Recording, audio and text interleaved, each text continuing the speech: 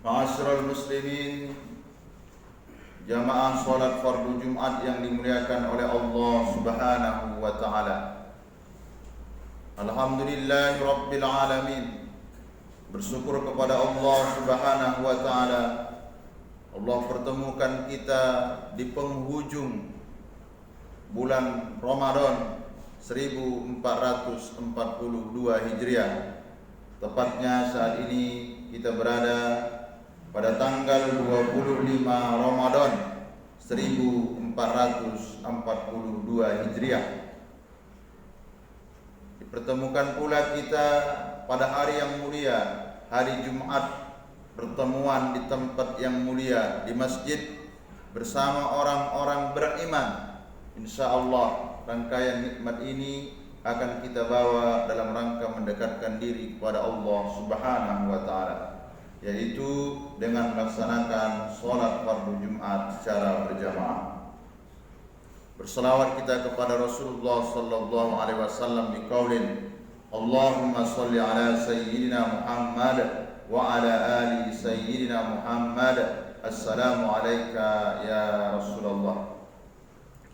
Adapun judul khutbah pada kesempatan kali ini yaitu muhasabah, melakukan evaluasi terhadap diri kita karena kita berada di penghujung Ramadan 1442 Hijriah.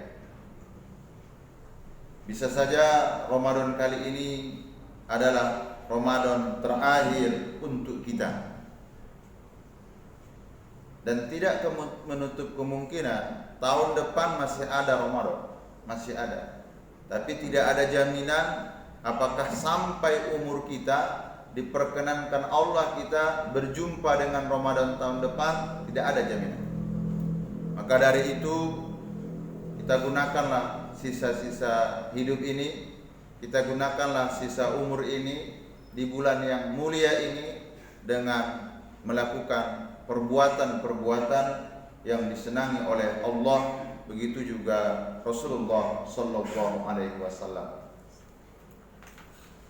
Ma'asyiral muslimin, jamaah salat fardu Jumat yang dimuliakan oleh Allah Subhanahu wa taala. Seorang doktor dari Bandung menulis satu buku dengan judul Pentingnya Investasi Hidup dan Pendidikan. Bukunya terjual habis. Kenapa? Karena di buku itu dijelaskan bagaimana kiat-kiat hidup sukses pendidikan anak gemilang. Dia mulai, kalau misalnya bisa kita mulai menikah, usia pernikahan 10 sampai 15 tahun, kita sudah mulai menyisihkan sebagian harta untuk membeli perumahan. Nanti setelah anak masuk ke kuliah, itu rumah akan lunas dan nilai jualnya sangat tinggi. Selain bisa untuk membiayai kebutuhan sekolahnya sampai S3, dan bisa juga nanti digunakan untuk modal usaha. Sukses seorang doktor yang dari Bandung ini dalam pencapaian karir dunianya luar biasa, di mana-mana mengisi seminar, Anak yang pertama ke Amerika dengan predikat nilai cum laude, disusul dengan anak yang kedua di luar negeri, dan anak yang ketiga masih dalam proses pendidikan untuk melanjutkan kuliahnya. Nah, tinggal lagi dalam perjalanan hidupnya secara keduniaan sudah berada di tangannya. Tapi Allah pertemukan dia dengan pelajaran yang sungguh sangat luar biasa. Apa itu? Ketika anaknya fokus dalam pencapaian karir yang mulai melejit, menaik, di saat itu pula istrinya tercinta sakit parah. Dan anak yang selama ini dikenalkan dengan dunia, satu persatu ditelepon. Anak yang pertama ditelepon, "Wahai anakku, kondisi ibu lagi kritis, mohon pulang dulu, lihat, jenguk emak. Anak yang pertama menjawab, ayah maaf, saya tak bisa. Kenapa? Karena sekarang saya bekerja di perusahaan ternama. Ini lagi proses pencapaian karir saya. Dan di perusahaan ini tidak ada mengenal istilah seperti itu. Kalau seandainya ini tidak diambil, peluang ini belum tentu ada. The occasion never come twice. Kesempatan itu tidak mungkin datang untuk kedua kalinya. Tidak dijemput. Tak mau dia pulang untuk melihat emaknya. Anak yang kedua ditelepon. Nadanya sama, inti bahasanya sama. Dia menjawab, ayah maaf, saya tidak bisa pulang. Kenapa nak? Saya baru saja diterima. Yang tadi mencapai karir, yang kedua baru saja diterima di perusahaan ternama. Kami diajarkan untuk bekerja secara profesional. Dan itu yang ditanamkan ayahnya selama ini. Sang ayah hanya mengatakan, baiklah nak, kalau begitu. Harapan yang terakhir ada di anaknya, yang paling kecil, si bungsu. Ditelepon sama dia. Apa kata anaknya? Tidak bisa ayah. Loh, kenapa nak? Saya baru saja diterima di universitas ternama, dan ini peluangnya sangat kecil sekali, dan saya bisa di situ. Saya harus fokus. Dan ia amin. Ya tidak apa-apa. Ia temani istrinya sampai sakaratul maut, menjemput emak tercinta. Tiga orang anak itu tak ada satupun yang datang.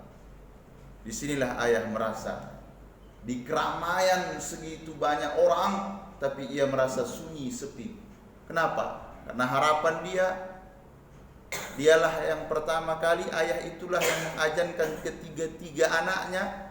Ternyata ada nada yang tersimpan di dalam hatinya. Nah, besok kalau seandainya ayah emakmu mati, harapan kami, kamulah yang membisikkan kalimat tauhid itu di kuping ayah dan emak. Anak tak pulang. Ma'asyiral muslimin, jamaah salat fardu Jumat yang dimuliakan oleh Allah Subhanahu wa taala. Ternyata apa yang bisa kita ambil? Sukses itu secara dunia belum tentu membuat orang hidup bahagia. Masih kita ingat apa yang disampaikan, dan ini mudah-mudahan menjadi pegangan untuk kita. Abu Darda, tafakkaru sa'atan khairum min qiyami lailatin. Berpikir satu saat untuk kemajuan umat itu lebih baik daripada sholat malam. Kenapa? Karena apa yang kita pikirkan untuk meninggalkan generasi-generasi terbaik itu lebih penting daripada mengurus ibadah kita sendiri. Hanya mengurus kedekatan kita sama Allah, tapi tidak peka terhadap lingkungan kita, terlebih khusus untuk anak-anak kita. Tapi kalau seandainya di tahap awal kita sudah tanamkan kepada anak, nah dunia ini bukan tujuan. Nah, dunia ini hanya jembatan kita menuju fase berikutnya, akhirat. Apa yang terjadi dari bapak yang malang ini, yang bertitel doktor, yang melahirkan anak profesional, merenung dia. Ditarik semua buku dari peredarannya. Dijumpai toko-toko buku yang menerbitkannya. Ia bilang, tolong ditutup. Buku itu tidak usah diterbitkan lagi. Secara dunia memang aku memperoleh segala-galanya, tapi secara ketenangan aku tidak menemukan ketenangan dengan apa yang telah aku terapkan tadi. Dari itu, apa yang harus kita evaluasi? Apa yang harus kita muhasabah terhadap diri kita? Islam mengajarkan kita keseimbangan antara dunia dan akhirat. Munafik orang yang mengatakan dunia itu tidak penting. Itu tidak betul. Dunia carilah sepuas-puasnya. Dunia ambillah sejaya-sejayanya. Dunia genggamlah di tanganmu. Itu doa kita. Rabbana atina fid dunya hasanah wa fil akhirati hasanah wa qina azabannar. Dunianya baik, akhiratnya baik.